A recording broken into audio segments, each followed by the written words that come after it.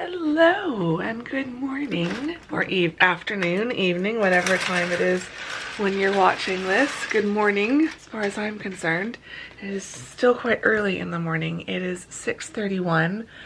I'm roughly on schedule, a little bit behind schedule. It's a beautiful morning. It is clear blue skies and bright sun starting to peek up over the building there. Oop, we had a bird just fly into that tree. And yeah, I'm gonna go for a walk. So I need my water. I need to do dishes. Didn't do the dishes last night. Oops. I meant to. And then honestly got distracted watching Bridgerton. So yeah, so I'll do dishes before I make breakfast. You're a little bit on the wonk, but it's just for a few minutes, so it'll be fine. Yeah, I'm gonna go for a walk. This has been my morning routine, more or less, since I've been back from London. Since before London, to be fair. I was already doing this before London, and I was a little worried that I would get out of the habit being in London, especially at, well, England. I keep saying London. We were in more than just London, as you will have seen if you watched the last 2 weeks or so of travel vlogs. I was a little worried that while Mom and I were overseas that I'd get out of the habit. We were not waking up at 5:45 every morning. We were not going to bed at 9 o'clock every night, the way I'm kind of doing now. And then I wasn't sure how jet lag was going to work.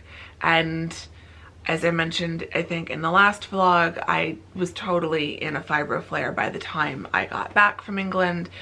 And so I just wasn't sure how my body was going to adjust to being back. But jet lag kind of worked in my favor. I was waking up consistently at or around or like just before 6 o'clock each morning, and I was so tired by the evening that going to bed at 9. Before I left for England, I was struggling to get to bed before 10. I would like get ready for bed, be in bed by 9:30, but then I wasn't falling asleep until 10 or 10:30.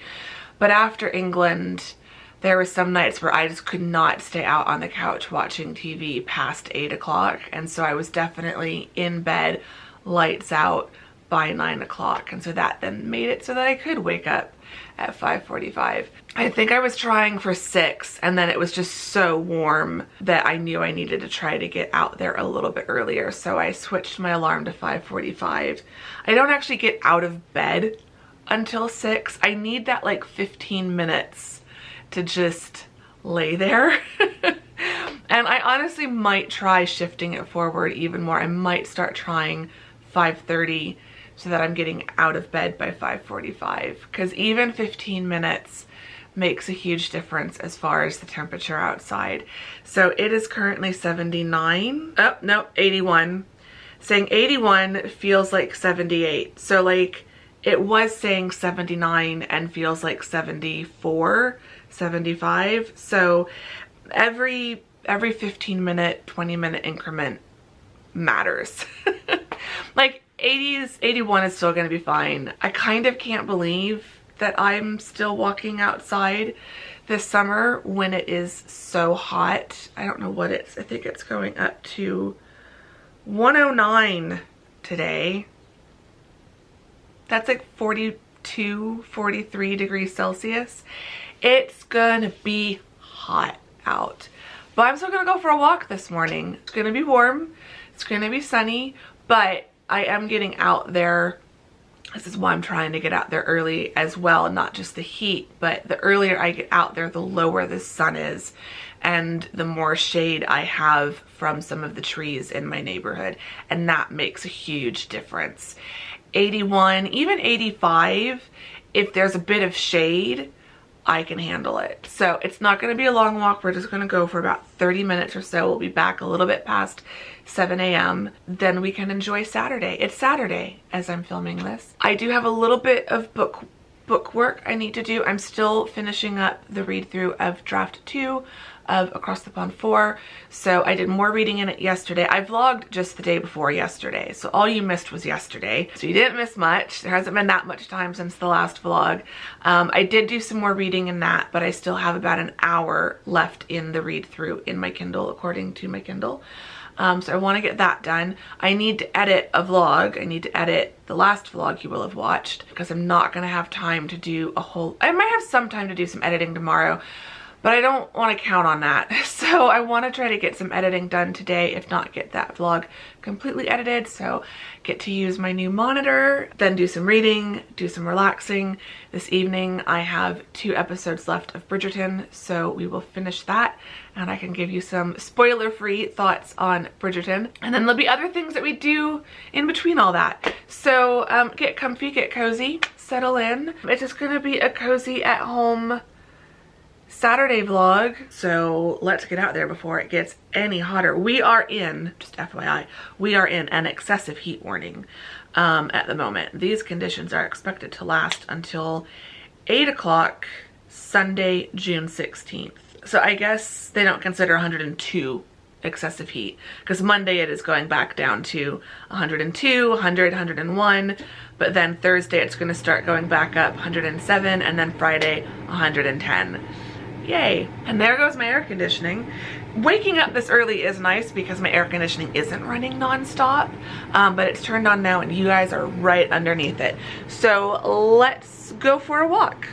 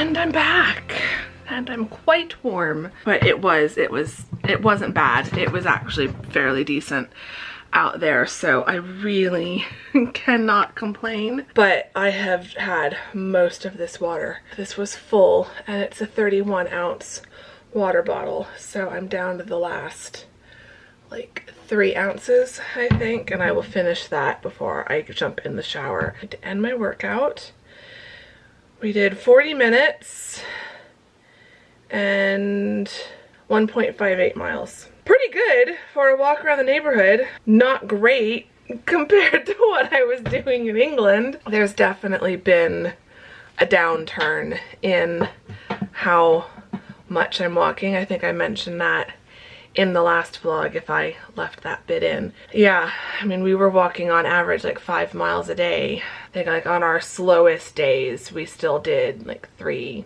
to 4 miles. And then on our biggest, most active day, we did nearly 10 miles. It was like 9.4 or something. So yeah, it's been going from that down to 1.5 miles for a walk is definitely a downgrade. I think that's one of the reasons why I want to move. Overseas would be the preference, but just somewhere colder. Anytime I go to England and I see my activity stats and how, you know, we didn't even try to get to 9 point whatever miles, like that just happened with the things that we did. And it wasn't until the very end of the day, that was day 1, if you want to go back and watch that, or day 2, our first full day in England, day 2 of the vlogs. We didn't even intend to do that much. It just kind of happened. And so whenever I go to England, it just reminds me, and it happened when I went to Prague as well, and I'm sure any big, you know, European city or even smaller European town, it'd be the same thing. You just do so much walking without even realizing it or thinking about it. And it just makes me realize how much more active my life would be, my lifestyle would be, if I lived somewhere more walkable. And so like even moving to northern Arizona wouldn't cut it. The weather would be cooler, but Arizona is just, it's a car state.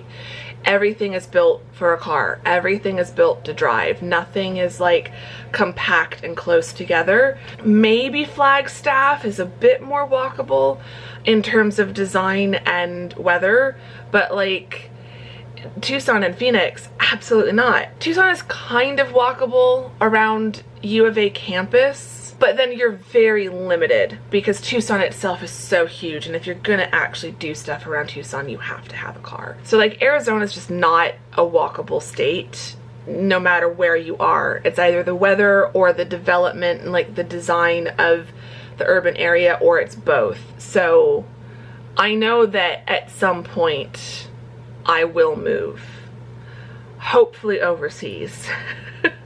And hopefully sooner rather than later. I'm not able to move anytime soon, as much as I would like to. Moving overseas, it's definitely a process to get a visa and have a job and blah blah blah. Like there are reasons. It's not just that I don't want to move there. I do.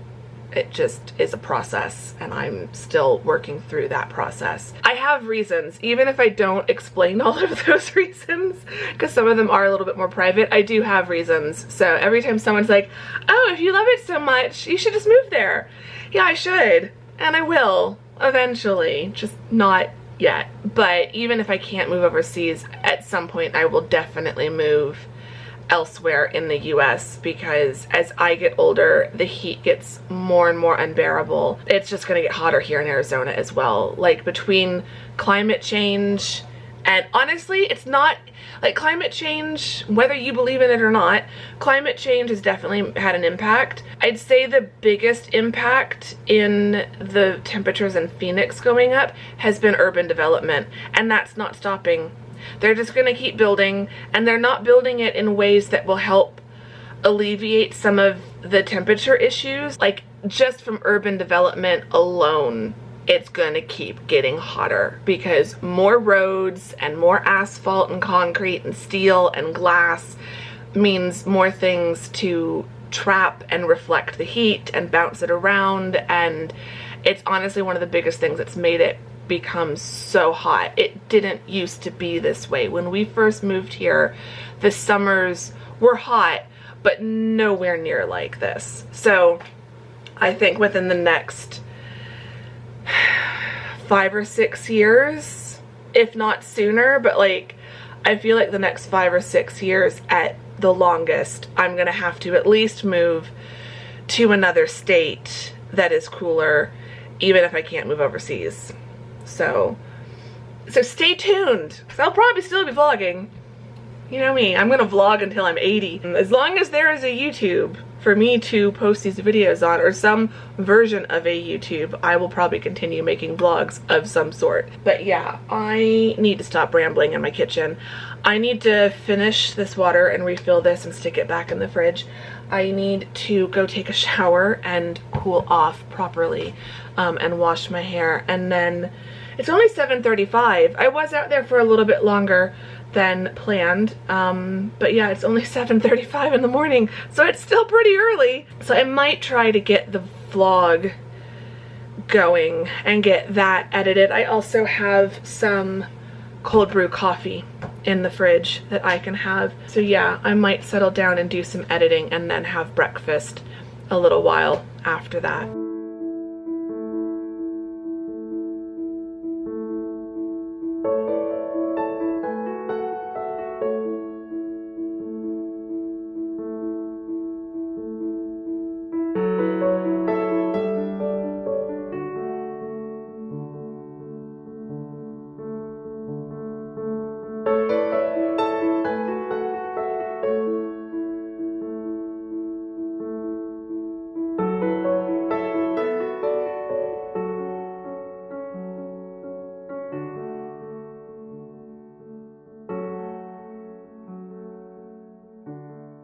Okay, it is now 11:01, so it's not that late, but I've got Monday's vlog edited. That just makes me so happy that I don't have to worry about that now. So yeah, and I feel like I still have almost a whole day stretching out ahead of me. Considering I'm not gonna do that much today, I've got a lot of time left today, so that'll be good. Even though I feel like I'm really behind on where I would have liked to be by this point in the summer. Like, the summer is already pretty much a third gone in terms of my summer break. I've been on break for over a month now, and my break is from posting my final grades to first day of class. It's just of the next semester. It's just over 3 months. So I've been on break for more than a month already. And so I've not made any book progress. I've not done a whole lot here around the apartment. There's personal projects, book projects, there's just stuff I'd wanted to do. Plus I wanted to do a lot of relaxing. So since being back from the trip, like, that's also been like over 2 weeks now. But that whole time really was spent editing. So yeah, I'm struggling with feeling like I'm a bit behind, and then having to just remind myself that this just might be a summer where not a lot gets done. We'll talk more about book stuff and revised goals and things like that in the next vlog, I think.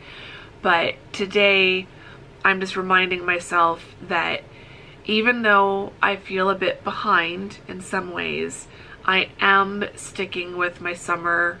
This is how I've always been in the summer. I don't work the weekends during the summers because I work weekends a lot during the academic year, and I really need to make sure that throughout the summer there are at least 2 days a week where I can just check out, do nothing, and not feel guilty about that. So that's what I'm trying to do this weekend. I have edited this vlog. I need to try to make sure that going forward, vlog editing happens during the week and not on the weekends. But I got this vlog edited. Feel really good about that. Tomorrow is my sister's birthday is on Monday, but we're celebrating it tomorrow as a family, and tomorrow's also Father's Day. So I'm going to be over at the house doing family stuff tomorrow and didn't really want to be editing the vlog tomorrow, so I got it done today, so that's good. So I'll be ready to go for Monday. I am loving editing on this monitor. It's just, it's so nice to be able to see everything so clearly and see how big everything is. It's great. Even when I've got the screen split so that I can see my music choices or the title card choices, like, I can still see the preview screen really big, and I love that. I definitely wish I'd been able to use this monitor while editing the travel vlogs, but there's still some England footage stuff for me to edit going forward, so I think that'll be really fun. I won't lie, editing this vlog, which is the one that you will have seen just prior to this one, not as much fun as editing all the England footage, but I have been missing editing. I've missed talking to you all. Like, I miss vlogging. Whenever I take a break, and I don't take breaks very often, but when I do take a break from vlogging, I do miss it. Like, I'm always ready to take a break, and I'm glad to take the break. You know, when I take those breaks, it's usually for a specific reason. Like, I'm recovering from Vlogmas, or I'm recovering from a big trip like this, or it's the end of the school year and I just need time off. I would have taken 2 weeks off of vlogging even if we hadn't gone on this trip. So I always enjoy my breaks when I take them, but if you've ever wondered, and if I haven't expressed this enough in these vlogs, I do truly love vlogging, and I love editing the vlogs. I love editing, like editing the hauls was fun, but I don't enjoy editing sit-down topic related videos nearly as much as I enjoy editing the vlogs. The vlogs are just a completely different experience. So even when they're just normal at-home vlogs, I do love editing the vlogs. It just makes me happy.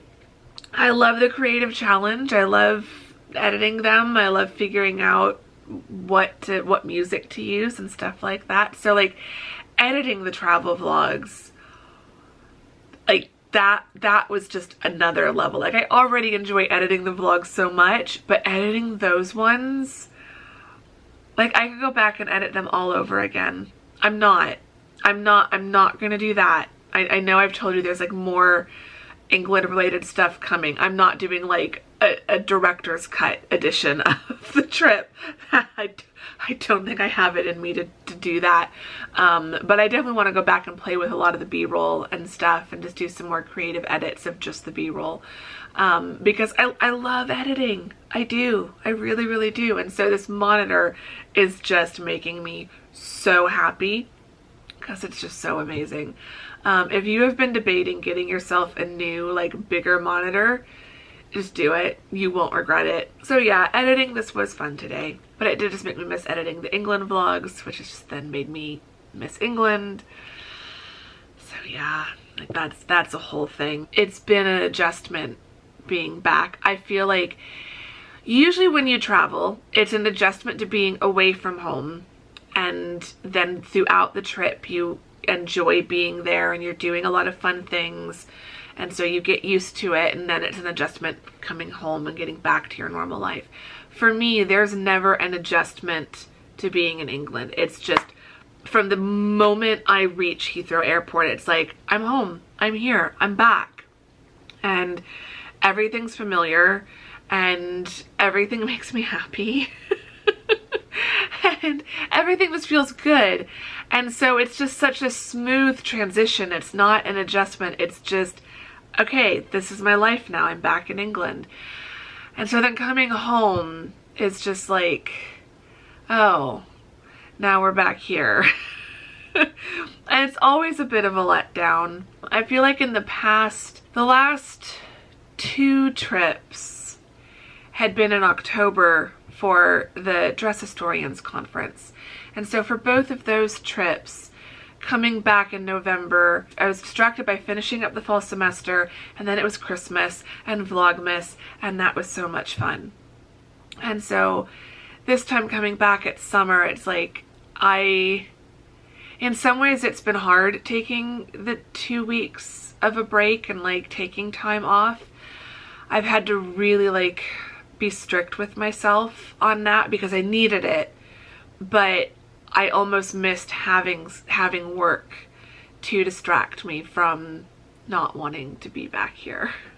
And it's not that I don't want to be back here, and I do feel like it's different this time than it's been on previous trips where I haven't had like as bad of like the post-trip blues and post-vacation depression that I think a lot of us deal with. It's not been that bad, and I think it's because over the last 4 years or so, I've been very conscious and intentional about doing a lot of internal work, personal development work. I've been reading a lot of books on happiness and mindfulness and being intentional and living in the present moment. And so I'm finding things here at home that I'm enjoying.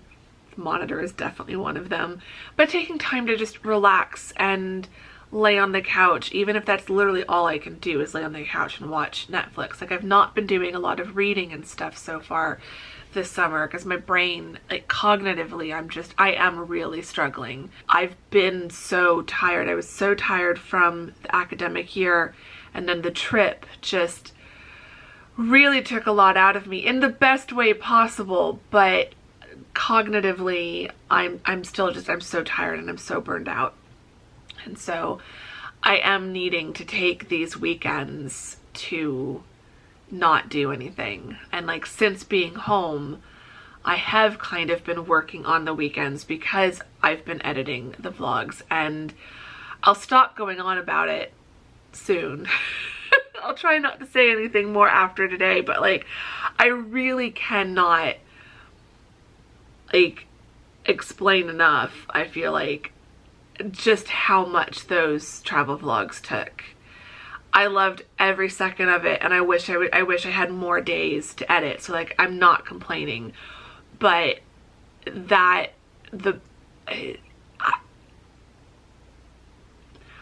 even the previous travel vlogs, like, it really is hard to articulate, but even the previous travel vlogs, because this was the 4th time we were doing this on the channel. The other 3 times editing them, I don't remember it feeling quite like this.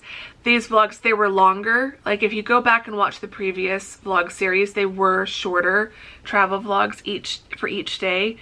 So I think they were longer, but also my editing style has changed a lot over the years, and it's changed a lot even in the last 4 years since the last time we went to London. I was also pushing myself, and there were things I did in this series, like the voiceovers. I've never done voiceovers before, but I knew I was going to have to because I did not want to cut the B-roll down, and I didn't want to have like 7 minutes of B-roll with music. I just worried you guys would get bored by that. Doing the voiceovers, like, these just were the most creatively and technically challenging vlogs I have done in all my 8+ years on YouTube. But they were also the most fun. So again, not complaining, but they've been a lot. Anyway, I just noticed I've got a flashing battery light, and I have been talking for nearly 16 minutes. I'm gonna stop. I need to go eat and get my coffee and relax for a bit, and I have no idea what I'm gonna do after that. We'll just see where the afternoon takes me. At some point we will do some reading and try to get draft 2 of Across the Pond read so that I can check that off my list for this weekend. That's the other only bit of work stuff I'm letting myself do this weekend.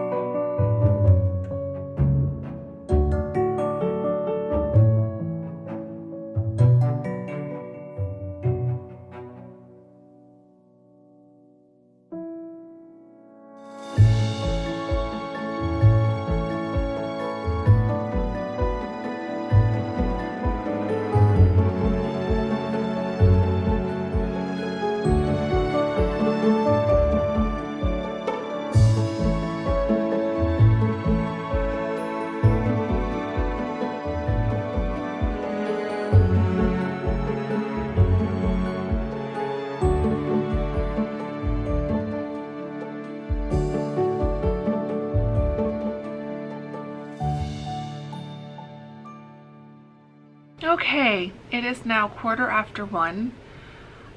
I've had food, I've had coffee, I've rested on the couch for a bit, I've done my sister's birthday card and my dad's Father's Day card, and I've wrapped up a little gift for my sister. I just needed to get up off the couch for a minute. I'm still feeling very sleepy. That's just my default state right now. I'm really hoping that that will pass by the end of the summer, because if I had to go teach next week, I don't know if I could. like, as much fun as the trip was, it was a lot. And it was a lot right on the end of the academic year. And so I was already so tired when we left for the trip. And then the trip was not at all restful. Not at all. Which is fine. Choices were made, and I stand by those choices. Looking back, there's nothing I would do differently. Nothing at all. All the days, like, when I look back at each day, there's nothing that I think, yeah, we could have cut that and it would have saved us energy, or it would have saved us time, or we could have spent that time relaxing in a coffee shop. Like, everything just felt so good at the time that it really wasn't until, like, we got home to the hotel at the end of the day that it was like, wow, we did a lot. I think next time probably would do more taxis. I think it would cost more, but I think the energy it would save would be worth it. But also, I think next time, spending more time in places like York and Oxford. I definitely want to spend more time in York. Like, y'all, can we just take a moment? I know I'm going to talk more about this later this summer at some point, but I am still not over York. Like, I'm still daydreaming and fantasizing about York. I really could move there. I have a window on my laptop with several tabs open of flats within the budget of, like, what I'm currently paying for this apartment here. They're way cuter than this apartment. Like, I'm not moving. Again, I'm not moving. It's not happening. Don't expect any kind of announcement like that in the next probably year or even two. But, like, this is the long term. This is, like, the 5-year plan that I'm working towards. Tamsin's gonna hear me say that and be like, 5 years? No, faster, sooner. I know, that's the hope, but I feel like within 5 years at the most, I'm really hoping. Like, I'm going to be 44 in February. Like, I'm 43 and a bit right now, and I really feel like by my late 40s, I really would like to be living overseas. Every year that passes by, I feel more and more ready to make that decision and to make that move. At this point, it really is just about jobs and visas and earning enough to support myself in an overseas move, because the move alone would be expensive. But then there's just lots of little things that, for me, especially like right now, with I'm still in the middle of working with my new GI doctor and figuring out what's going on with my GI system, and if there's something more seriously wrong or if it is just IBS. I've got a really good doctor right now, and I just want to, like, get through all these tests and figure out what's going on and figure out what the treatment plan is going to be, even if it is just IBS. So, like, that's just one example. There are things like that that just would make it really difficult for me to move this year, right? So, like, it's not going to happen anytime soon. But when I look at what a budget similar to what I'm currently paying in rent for my apartment here in Phoenix and what that would get me in England, the options are much nicer in York compared to in London for that price point. So I do think, as much as part of me would love, London is still like the dream. London is the fantasy. London is where, if I didn't have to worry about budget and money and things like that, if I could just pick wherever and have a cute flat wherever I chose, London would still be the place that I would choose. But I cannot articulate clearly enough just how much I fell in love with York.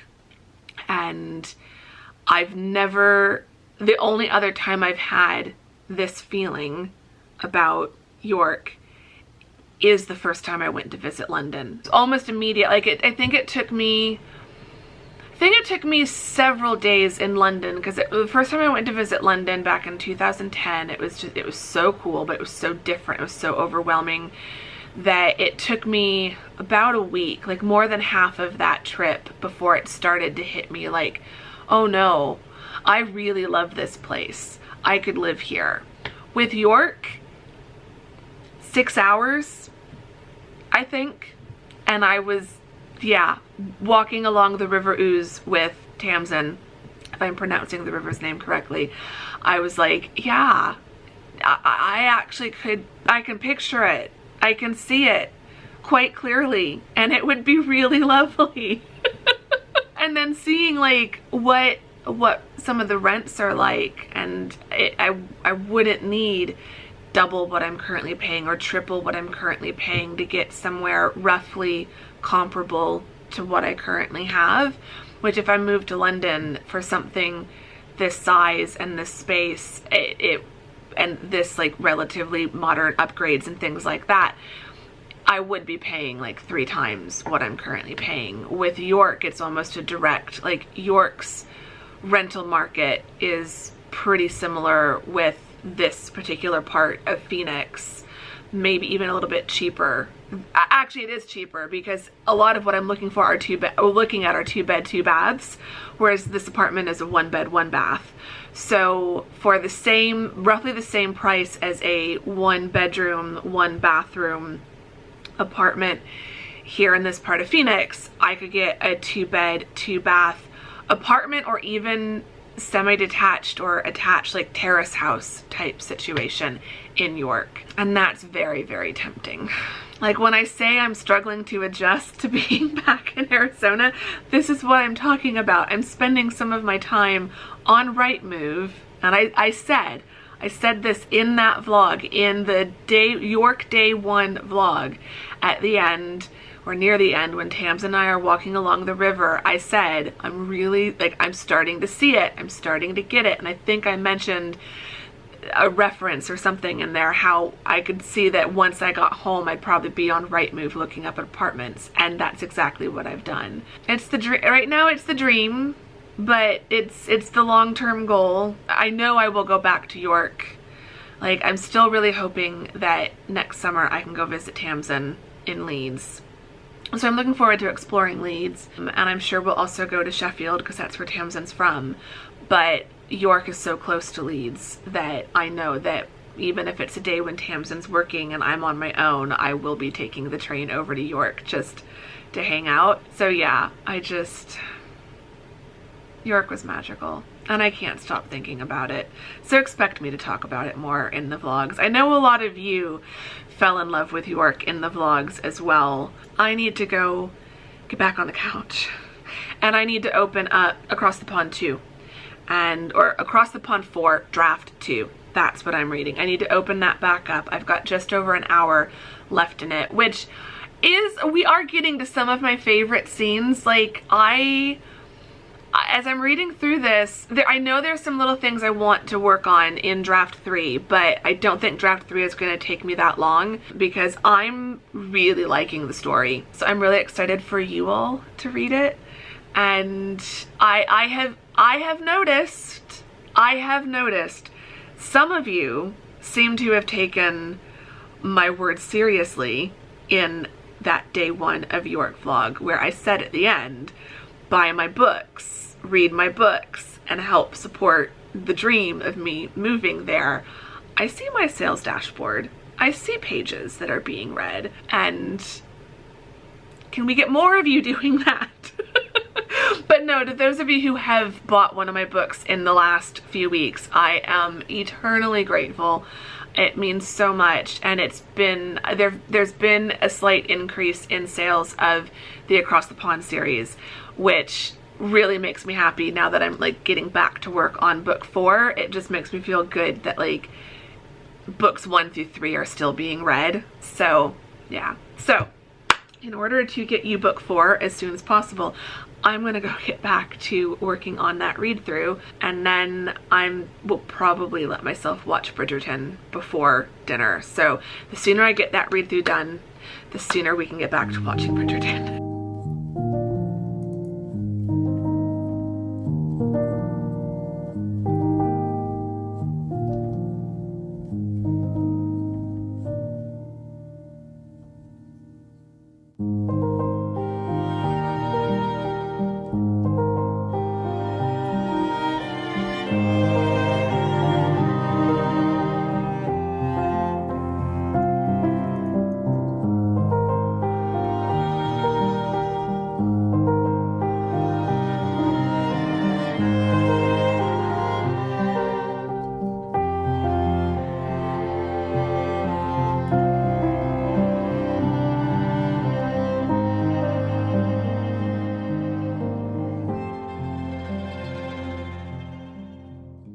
It is now just about 7, I think. Check my laptop. Yep, 6:54. It's getting close to bedtime, basically. Bridgerton. Let's chat Bridgerton. No spoilers, I promise. But I have finished season 3. Definitely think it's my favorite season so far. I just really loved it. I really liked everything about the season. Very curious about where they go next, so I'll be interested in season 4. I haven't read any of the books, so like I don't know what the book plots are. I don't know how close or how disconnected like the series is following the books or not. But yeah, I definitely enjoyed this one more than the last 2. Although I fully admit I'm not that big of a Bridgerton fan in general. Like, if I were to rank my favorite historical dramas, Bridgerton would probably be very low on that list. I think, like, I'm glad that shows like Bridgerton exist, and if it gets more people into historical dramas and learning more about the history, that's great as well. I think it's also a case of the books that the series is based on aren't like my kind of books either, although fully support the existence of, you know, very classic, very, how do I say this? I mean, it's what we would have referred to back in the old days, back in like the 90s and early 2000s as bodice rippers. I like Jane Austen and the Brontes and Elizabeth Gaskell, and even though I haven't read everything by those authors, I like historical drama that is adapted from historical novels. Contemporary historical fiction that is more fiction than history. It's just not my thing. I've read it. I haven't, like I said, I haven't read any of the Bridgerton books, but I've read books like those, and they're fun. I was definitely into those when I was a teenager, early 20s. I read a little bit more of those types of books, but they're not really my thing. So I would, my favorite historical dramas, so like when it comes to books, I prefer more traditional historical fiction, or books that were contemporary fiction in their time but are now so old that we consider them historical fiction. Like Jane Austen wasn't writing historical fiction, she was writing contemporary fiction for her time. It's just now we think of it as historical fiction because it's so old for us. So those are the kind of books that I like, and I like TV and film adaptations of those. It's like I still haven't been able to finish the Apple TV adaptation of The Buccaneers. I started watching it. I loved the, I think it was a 1990s production of it. Loved that. I think part of my struggle with these, the Bridgertonification of historical drama, is the costumes. And the costumes in season 3 of Bridgerton kind of annoyed me. I'm sorry. Like, I really have to separate myself and just look at it in the context of just the show and the aesthetic of Bridgerton and everything they're trying to do with historical drama. In that context, the costumes were great. They've definitely gotten more and more outlandish throughout the seasons. I just prefer historical fiction where they at least try to keep the costumes historically accurate. I just feel like as someone who knows a lot about costume history, the costumes in Bridgerton just become distracting. And that's not, costumes shouldn't be distracting. They should be enhancing the character. And in some ways they did do that this season. You know, once I kind of figured out what the costume designer was probably doing, it made more sense, but it still just wasn't really my favorite thing. It's one of the ways that I feel like Bridgerton, and also shows like The Buccaneers, the more recent adaptation of that, I am not their audience. I, as an elder millennial, am not their audience. And that's okay. Not every historical drama has to be made to suit viewers like me. I have plenty in my backlist that I can go and rewatch for the millionth time, and I will do that. But I think what is just bugging me just a little bit is that I feel like, and someone can let me know in the comments, prove me wrong. I'd love to be proven wrong. Give me some examples in the comments that don't do this. Maybe the more recent adaptation of Persuasion. I feel like that one, I think that one was good in that it had things that helped make it appeal to a younger audience or an audience that doesn't typically go for historical fiction, but then, or historical drama and adaptations, but then the costumes were still relatively historically accurate. Like, there were definitely dramatic licenses, but more or less like the vibe and the aesthetic fit that. Whereas The Buccaneers, there was one thing, Picnic at Something Hill, that came out a few years ago. Bridgerton, they all have this like rock pop Gen Z, we're too cool for school type edge, trying to appeal to the young audience. That, again, that's fine. I have no problem with that.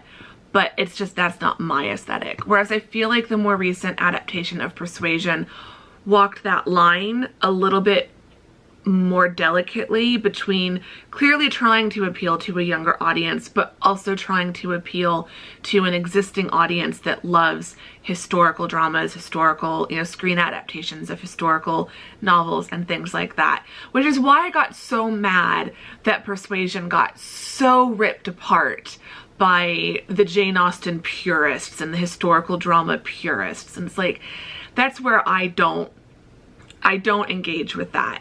Bridgerton is great. The Buccaneers, the new version of that, is great. Don't follow historical accuracy. Do what you want. Appeal to whatever audience you want. There's room in this space for everyone. So I'm not going to say something is the worst ever because it doesn't fit what I want.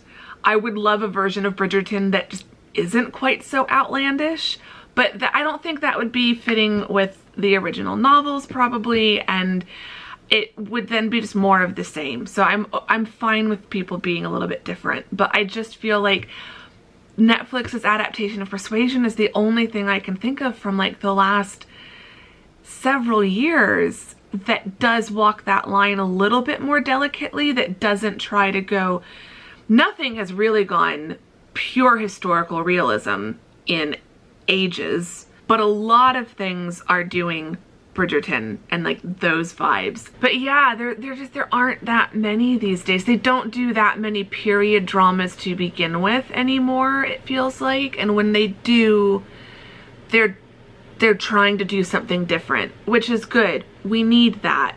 But can we also have some that aren't trying to be totally different at the same time? that would be nice too. So yeah, there's my little rant about historical dramas. Overall, loved Bridgerton. I think it was the best of the 3 seasons I've seen so far. Looking forward to season 4 whenever that finally comes out. Anyway, I need to wrap up this vlog and go relax some more. I'm now watching the 2nd season of the Tour de France docuseries, sports docuseries on Netflix. I've switched back to that.